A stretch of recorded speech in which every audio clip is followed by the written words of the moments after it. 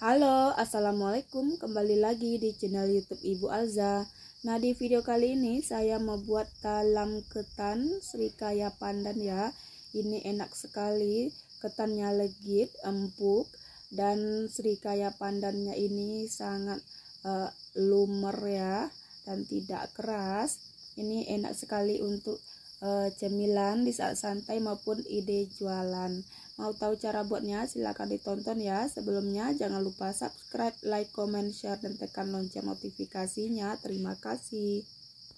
Pertama-tama kita masak dulu ketannya. Ini ketannya sebelumnya sudah saya rendam selama 3 jam dan sudah saya cuci bersih dan tiriskan airnya.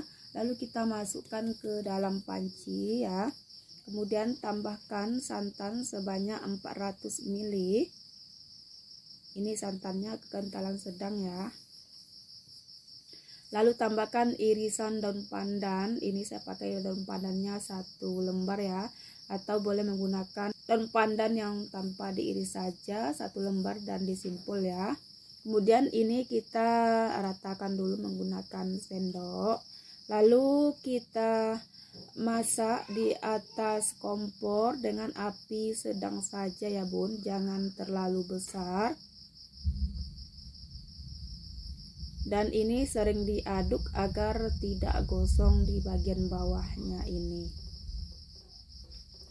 Dan ini sudah kering airnya ya bun. Ini kita aduk aja sebentar. Kita matikan api kompor, lalu kita angkat.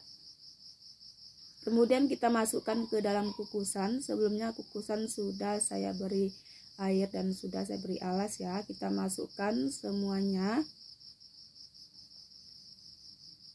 Lalu kita ratakan dan kita masak dengan api sedang ya. Kita masak hingga matang. Sambil menunggu ketannya matang, kita bikin jus pandannya dulu. Ini dan pandannya ada 5 lembar karena besar ya. Kalau kecil 7 lembar boleh digunakan. Dan ini sudah saya jus, kemudian saya saring nantinya. Dan ini ketannya udah matang ya, jangan lupa dibolak-balik ini. Nah, dia udah matang semuanya sempurna ya. Kembali kita matikan api kompor, langsung kita masukkan ke dalam cetakan atau loyang ya. Ini ukurannya 19 x 20. Sebelumnya sudah saya olesi dengan minyak goreng dan dialasi dengan daun pisang ya. Kemudian dialasi dan diolesi sedikit dengan minyak goreng. Lalu kita ratakan sambil kita padat-padatkan ketannya. Nah, tepi-tepinya jangan lupa kita rapikan ya, agar Srikaya pandannya nanti tidak meluber ke bawah. Dan kita dinginkan. Kemudian kita siapkan adonan Srikaya pandannya. Ini sudah saya masukkan telur 2 butir, lalu saya campurkan dengan gula pasir sebanyak 120 gram. Kita aduk hingga gula pasirnya sedikit larut ya.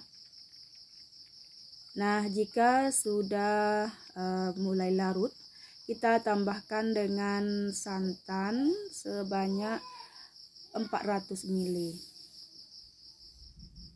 Lalu kita aduk kembali hingga tercampur rata. Jangan terlalu kuat ya bun, nanti bisa muncrat-muncrat atau keluar. Nah, ini kita aduk pelan saja seperti ini.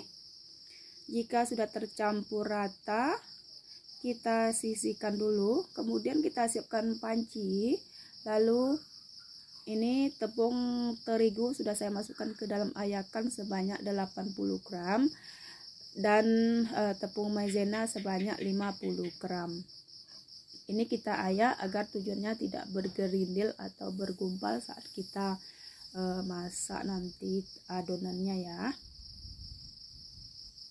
Nah, kemudian tambahkan garam 1/4 sendok teh, garam halus ya. Lalu diaduk hingga tercampur rata bahan keringnya. Setelah tercampur rata, lalu masukkan jus pandan yang sudah kita buat tadi. Oh ya, untuk bikin jus pandannya saya kasih air putih biasa sebanyak 200 ml ya tadinya. Ini kita campurkan semuanya secara bertahap, lalu kita aduk dan tidak ada lagi bahan yang kering ya, dan adonannya menjadi licin dan halus nantinya. Nah, ini adonannya sudah halus dan licin, lalu kita masukkan adonan telur tadi, kita masukkan secara bertahap sambil diaduk ya. Setelah itu kita tuang semua adonannya.